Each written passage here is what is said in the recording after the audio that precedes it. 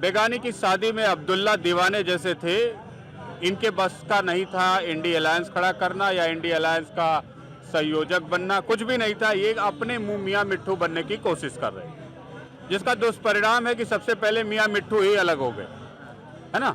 तो नीतीश कुमार का इसमें कोई वजूद नहीं था। हाँ, कांग्रेस जरूर जमीन तलाश रही थी कि देश के छोटे छोटे दलों के ऊपर एक अपना प्रभुत्व दिखा करके उन पर अपना आधिपत्य जमाया जाए, और जब सत्ता बने तो कांग्रेस पार्टी के पास प्रधानमंत्री चुनने का एक मौका मिले, क्योंकि 25-30 पार्टियों का गठबंधन, अगर हर दो पार्टी का दो व्यक्ति जीतेगा, 3 जी को जिता ले जाएंगे, तो भी एक बड़ी संख्या बन जा रही थी।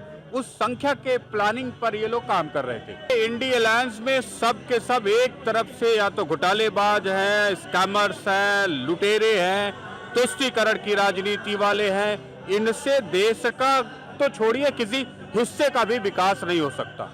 ऐसे में बचती है भारतीय जनता पार्टी का कि सरकार, उसके नेतृत्व, उसके लीडर्स और तमाम देशवासियों की सोच। आज देशवासियों की सोच थी कि हमारे गांव तक एक बढ़िया रोड नेटवर्क होना चाहिए, उसे हमने पहुंचाने का काम किया। के लिए हम सबको, भारतीय जनता पार्टी को, मोदी को, योगी को आगे बढ़ना है और उसी दिशा में ही कार्य चल रहा है। तो लक्ष्य हमारा अब गांव की समृद्धि है। शौचालय की बात थी, शौचालय मिला, बिजली 24 घंटे मिली, अब रोड्स एंड हाईवेज का बढ़िया नेटवर्क गांव तक पहुंचा, रेलवेज का टाइम से चलना संभव हुआ। कुछ समृद्धशाली लोगों के लिए जो विदेशों में रहते थे या बड़े शहरों के व्यापारी बने हुए हैं, जिनको एयरपोर्ट्स की जरूरत थी, फास्ट ट्रांसपोर्ट देने की व्यापारियों को जरूरत थी, वो सारे के सारे नेटवर्क आज आपके गांव जिले से जुड़ चुके हैं। अब भारत को एक समृद्ध भारत के रूप में विकसित करने की जरूरत है। जेडी ने किया, लालू प्रसाद के यादव के पुत्रों ने भी किया, बीजेपी भी करेगी, क्यों नहीं करेगी। बीजेपी में कौन सा ऐसा मलाल है कि नीतीश कुमार के इस्तेमाल से छोड़ देगी। उनके कुछ विधायक हैं, कुछ सीटें हैं, उसी का इस्तेमाल करके वो चीफ मिनिस्टर बने पड़े हैं। अगर ऐसी कोई मैथमेटिक्स संभव होती कि नीतीश कुमार की जरूरत नहीं है बीजेपी को, तो बीजेपी वाले क्या उनको सत्ता में बढ़ा देते, चीफ मिनिस्टर बना देते? नहीं बनाते। तो अवसर, मैथमेटिक्स और जनाधार, इसी के बीच में बिहार कूद फांद मचा रहा है, लेकिन जनता समझेगी और बेहतर विकल्प लेकर आएगी, और ऐसा विकल्प जिसकी कल्पना ना हमने किया है ना आपने किया है। मैंने टीवी का अस्तित्व मिट गया, क्या वो टेक्नोलॉजी में कोई खराब थी? उस अपने ज़माने की हीरोइन थी। घर में एक पुराने गांव में एक वो लगता था, थपुआ बोलते थे, कबेलू बोलते थे, जिससे लोगों के आसियाने बनते थे, लेकिन खपड़ा बोलते थे, है ना, थपुआ, खपड़ा, कबेलू। तो अब वो बेकार नालायक बेटा साबित हो गया, उसको लोग सड़ा दिए, तोड़ डाले, फोड़ डाले, कूड़े कचड़े में डाले। तो वही स्थिति कांग्रेस की है। अब ना उसकी विचारधारा की आवश्यकता इस देश को है, ना उसके विचारों से ये देश खड़ा हो सकता है, सम्मानित हो सकता है। तो उसकी कूड़े में डालने के अलावा कोई दूसरा ऑप्शन देशवासियों के पास नहीं। नमस्कार दोस्तों, मेरा नाम है विकास कुमार। आप देखना शुरू कर चुके हैं द लोकसभा। एक बार फिर से लोगों से बातचीत करने का सिलसिला शुरू करते हैं उसी मुद्दे के ऊपर कि 2024 में सरकार किसकी बनेगी, प्रधानमंत्री का कुर्सी कौन संभालेगा। एक तरफ कुर्सी कुमार अलग हो चुके हैं, दूसरी तरफ ममता बनर्जी, तीसरी तरफ केजरीवाल। अब विकल्प कौन है, जनता ही बताएगी। जनता से बात करते हैं। क्या नाम है आपका? मैं विनय कुमार सिंह। अभी कुछ महीने में देश में चुनाव होने वाला है और अभी राम मंदिर का प्राण प्रतिष्ठा भी हो रखा है। क्या लगता है, क्या माहौल तैयार होगा, सरकार किसकी बनेगी? देखिए, हमें एक ऐसी मजबूत सरकार के लिए आगे बढ़ना है जो फिर से भारत के उन तमाम उखड़ी हुई पत्तियों को सुनहरा बनाए, और जो स्थिति आज आप दिल्ली में देख रहे हैं वो हमारे गांव की स्थिति हो। गांव के बगल के हर गांव ऐसे सुनहरे गांव बने जिसकी इकॉनमी से दुनिया दहले, और हम भारत के लोग जो कहते हैं कि हम भारत के लोग, तो गांव गांव का जो भारत है वो उठ खड़ा हो। ऐसे समृद्धशाली भारत के निर्माण के लिए हम सबको, भारतीय जनता पार्टी को, मोदी को, योगी को आगे बढ़ना है और उसी दिशा में ही कार्य चल रहा है। तो लक्ष्य हमारा अब गांव की समृद्धि है। शौचालय की बात थी, शौचालय मिला, बिजली 24 घंटे मिली, अब रोड्स एंड हाईवेज का बढ़िया नेटवर्क गांव तक पहुंचा, रेलवेज का टाइम से चलना संभव हुआ। कुछ समृद्धशाली लोगों के लिए जो विदेशों में रहते थे या बड़े शहरों के व्यापारी बने हुए हैं जिनको एयरपोर्ट्स की ज़रूरत थी, फास्ट ट्रांसपोर्ट देने की व्यापारियों को ज़रूरत थी, वो सारे के सारे नेटवर्क आज आपके गांव जिले से जुड़ चुके हैं। अब भारत को एक समृद्ध भारत के रूप में विकसित करने की जरूरत है। 6 लाख गांवों को हमें एक स्पेशल इकोनॉमिक जोन की तरह विकसित करने की जरूरत है।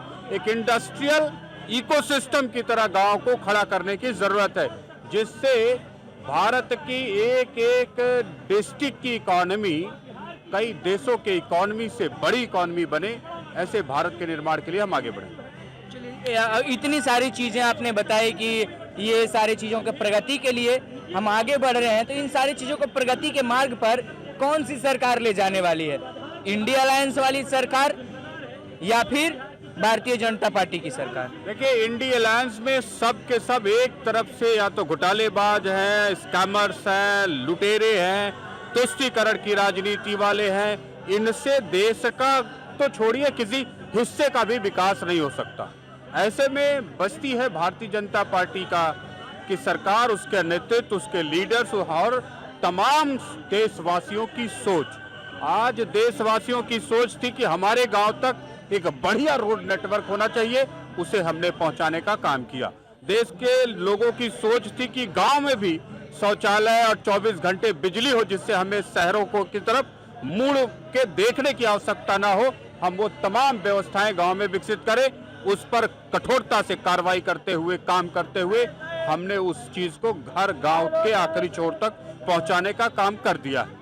रोड्स हो गया, आपके बिजली हो गई, सुलभ शौचालय की जो दुर्व्यवस्था थी, गांव बदबू मारते थे, गलियों में बरसात में ऐसे नाक बंद करके आपको निकलना पड़ता था, हर तरफ बीमारी का एक अलग सा चक्र बना हुआ था। उन तमाम चक्रों को तोड़ करके अब हमने गांव और शहर में कोई विशेष अंतर नहीं छोड़ा है। जो अंतर है वो इकोनॉमी का है, जो अंतर है वो रोजगार का है, जो अंतर है वो एम्प्लॉयमेंट का है। और आप जानते हैं कि आपका देश हर बिरादरी के पास अपना एक उद्योग धंधा हुआ करता था, जो धीरे धीरे इसी राजनेताओं ने चौपट किया और वो उद्योग धंधे बड़ा स्वरूप इंडस्ट्री का लेकर के शहर में खड़े हुए, उसी में सारे लोगों को रोजी रोटी मिली। अगर हम वही उद्योग धंधे को फिर से पलट करके गांव की धरती पर खड़ा कर दे तो हमारा 6 लाख गांव एक साथ चल पड़ेगा। अब हमें उसकी ही नींव रखनी। एक तरफ आप लोग कहते हैं कि इंडिया अलायंस के जितने भी नेता थे सब भ्रष्टाचार में लिप्त थे, दूसरी तरफ जिनको इंडिया अलायंस का जिन्होंने मतलब कहा जाए कि नींव रखी, नीतीश कुमार जी, उनको अपनी पार्टी में फिर आप लोग शामिल करते हैं। तो ये कहीं भाजपा दोहरी रवैया नहीं दिखा रही है कहीं लोकसभा में सीटें बढ़ाने के लिए? एक्चुअली नीतीश कुमार बेगानी की शादी में अब्दुल्ला दीवाने जैसे थे, इनके बस का नहीं था इंडिया अलायंस खड़ा करना या इंडिया अलायंस का संयोजक बनना, कुछ भी नहीं था। ये अपने मुंह मियाँ मिट्ठू बनने की कोशिश कर रहे हैं, जिसका दुष्परिणाम है कि सबसे पहले मियाँ मिट्ठू ही अलग हो गए, है ना। तो नीतीश कुमार का इसमें कोई वजूद नहीं था। हाँ, कांग्रेस जरूर जमीन तलाश रही थी कि देश के छोटे छोटे दलों के ऊपर एक अपना प्रभुत्व दिखा करके उन पर अपना आधिपत्य जमाया जाए और जब सत्ता बने तो कांग्रेस पार्टी के पास प्रधानमंत्री चुनने का एक मौका मिले, क्योंकि 25-30 पार्टियों का गठबंधन, अगर हर 2 पार्टी का 2 व्यक्ति जीतेगा, 3 जी को जिता ले जाएंगे, तो भी एक बड़ी संख्या बन जा रही थी। उस संख्या के प्लानिंग पर ये लोग काम कर रहे थे। आज सब धरा का धरा रह गया है। नीतीश कुमार अलग छिटक गए हैं, ममता बनर्जी अलग है, केजरीवाल का अपना ढपली अपना ताशा है। तो निश्चित तौर पे इस इलेक्शन में ऐसी तमाम शक्तियों को हरा करके भारत के सुनहरे भविष्य को जीतने के लिए केवल जनता का प्रयास नहीं, नेता का भी प्रयास होना चाहिए, और वो प्रयास आपने देखा। अच्छा, अभी विपक्ष जो इंडिया अलायंस के जो लोग हैं उनके तरफ से ये कहा जा रहा है कि नीतीश कुमार को भाजपा अपने साथ ले जा करके भावी प्रधानमंत्री को ही खत्म कर दिया। पहले तो चेहरा नहीं बता रहे थे और अब पीट रहे हैं डंका के नीतीश कुमार ही चेहरा थे हमारे, ऐसा क्यों? नीतीश कुमार में कोई ऐसा नेतृत्व नहीं है या नीतीश कुमार में ऐसी कोई क्षमता नहीं है जो प्रधानमंत्री पद को सुशोभित कर सके। ये बात नीतीश कुमार को पता है, ये बात नीतीश कुमार के पार्टी के बिहार के लोगों को पता है। तो ये सब केवल अपने मन के लड्डू थे, जब जिसको जो चाहे जो लड्डू खिला दिया, जिसका जो चाहे वो नाम रख दिया। तो इससे नहीं होता, एक क्षमताओं का प्रदर्शन भी होता है। जमीन पर आपने क्या किया, जमीन पर बिहार में कौन सी क्रांति लेकर आए आप। तो ऐसी क्रांति ना होने से निराशा पैदा हुई, और उस निराशा का कारण था कि आप एक और दल के साथ गठबंधन में गए जो बिहार के भविष्य को ही खत्म करने का प्रयास था। तो निश्चित तौर पे नीतीश कुमार, वो कहते हैं ना, दूध का जला फूक कर के पीता है, तो वही वाली स्थिति उनकी बनी हुई है। अब वो बहुत डिटरमाइंड लीडर के तौर पर तो नहीं, हाँ, परिस्थितियों के तौर पर वो क्या कर गुल खिलाएं, ये आपने देखा है कितने बड़े बड़े गुल खिले। ऐसा भी है कि भाजपा इस्तेमाल कर रही है फिलहाल नीतीश कुमार का? नीतीश कुमार का इस्तेमाल आरजेडी ने किया, लालू प्रसाद के यादव के पुत्रों ने भी किया, बीजेपी भी करेगी, क्यों नहीं करेगी। बीजेपी में कौन सा ऐसा मलाल है कि नीतीश कुमार के इस्तेमाल से छोड़ देगी। उनके कुछ विधायक हैं, कुछ सीटें हैं, उसी का इस्तेमाल करके वो चीफ मिनिस्टर बने पड़े हैं। अगर ऐसी कोई मैथमेटिक्स संभव होती कि नीतीश कुमार की ज़रूरत नहीं है बीजेपी को, तो बीजेपी वाले क्या उनको सत्ता में बढ़ा देते, चीफ मिनिस्टर बना देते? नहीं बनाते। तो अवसर, मैथमेटिक्स और जनाधार, इसी के बीच में बिहार कूद फांद मचा रहा है, लेकिन जनता समझेगी और बेहतर विकल्प लेकर आएगी, और ऐसा विकल्प जिसकी कल्पना ना हमने किया है ना आपने किया है। अच्छा, मतलब ऐसा कहा जा सकता है कि नीतीश कुमार बिहार में फिलहाल सब्जी में आलू का काम कर रहे हैं, उनके बगैर सब्जी नहीं बनेगी। सब्जी में आलू कह ले या जो प्याज कह ले, दोनों बगैर नहीं बनेगा। लेकिन जिस दिन अच्छी सब्जी आपको मिलेगी, ये आलू और प्याज निकल के फेंक दिया जाएगा और एक नई तरीके की सब्जी लोग बनाएंगे, और ये बिहार में चल रहा है। ऐसा नहीं, बिहार सोया हुआ स्टेट है। वहाँ पे प्रशांत किशोर नाम का एक योद्धा जमीन पर काम कर रहा है। वहाँ पर एक मनीष कश्यप नाम का लड़ाकू बच्चा भी अपने लेवल पर काम कर रहा है। तो बिहार की जनता के पास ऐसा नहीं है कि बीजेपी, आरजेडी और जेपी और तमाम के अलावा कोई ऑप्शंस नहीं है। ऑप्शन का भरा बिहार है, और देखना एक ऐसा विकल्प जनता लेकर आएगी, सब अपना सर पीटेंगे। अच्छा, राहुल गांधी का क्या होगा न्याय यात्रा का? राहुल गांधी आउटडेटेड पॉलिटिशियंस हैं, आउटडेटेड उनका वर्कआउट है, आउटडेटेड उनकी थॉट प्रोसेस है। इस आउटडेटेड पॉलिटिशियन से बिहार का कोई बड़ा भविष्य में उलटफेर नजर नहीं आता है। दिल्ली में संभव क्या है आप जानते हैं, कुछ भी संभव नहीं है। दिल्ली खुद ही सत्ता से गंवा चुके हैं, तो वो अंतिम पड़ाव पर जो होता है ना, तीसरी पीढ़ी की बर्बादी का नज़ारा जो जमाना देखता है, वो जमाना नज़ारा वही देख रहा है जो बर्बादी का होता है। एक बड़ी पार्टी का, बड़े नेतृत्व का इस तरीके से खत्म हो जाना, और देश विरुद्ध इतनी काम इन्होंने किए कि उसका नतीजा है कोई इनको स्वीकार करना नहीं चाहता। कहीं ना कहीं कांग्रेस का अस्तित्व अब मिटता हुआ नजर आ रहा है, उतनी बड़ी पार्टी हमारी देश की।